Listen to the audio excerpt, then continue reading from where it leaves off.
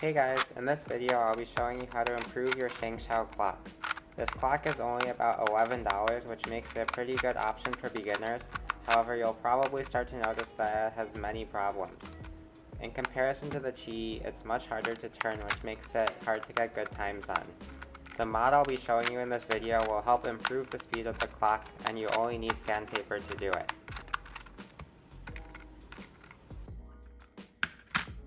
The first step is going to be to take the clock apart. This can be done by removing the 4 screws that are on the clear plastic case.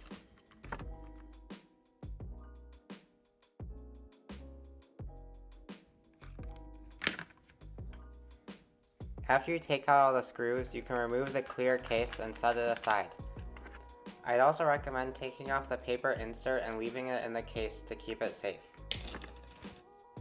Underneath the inserts, there are 2 more screws on one of the sides that you need to take out.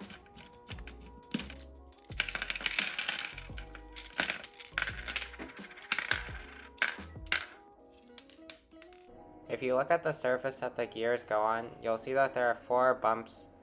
These bumps are used as a clicking mechanism, but because of the way they're arranged, the gear in the center has to go over 4 times as many as the one on the outside.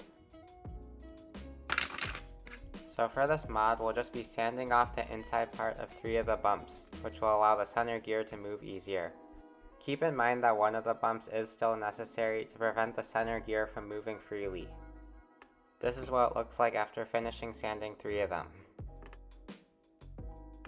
You can also compare it to one that hasn't been sanded to make sure that they don't interfere with the gear. You can see that the one on the left moves a lot easier than the one on the right. At this point, I have finished sanding both of the pieces. I also washed them off camera to prevent dust from getting on the gears. You can see that it moves much easier. The last step is to lube it. I recommend using a silicone lube like Traxxas or Weight 5, but any silicone should work.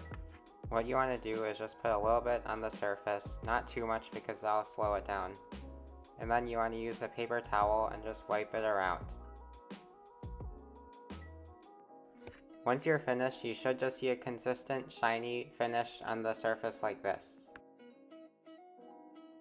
Once you're finished with both sides, you want to assemble it, and this step should be pretty easy if you were paying attention while you took it apart. The main thing to be careful of is putting in the pins after putting in the springs, since the magnets might cause the springs to fall over.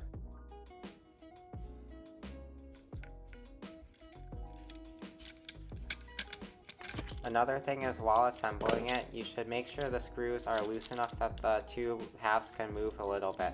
Tightening it too much might make the gears harder to turn.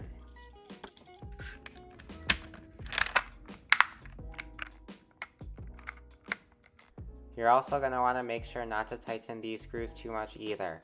I usually just make sure they're about flush with the plastic. And now that you're finished assembling it, you could test the turning. You should probably notice that it's much easier to turn than before. I definitely recommend that you try this mod if you want to get more into clock. It still won't be as good as the QiYi clock, so if you can afford it, I would recommend that you get that one. But if you already have a ShengShou and you just want to make it better, this is a quick mod you could do that doesn't require that many tools. One thing to note about it, however, is the ShengShou clock seems to vary in its performance out of the box.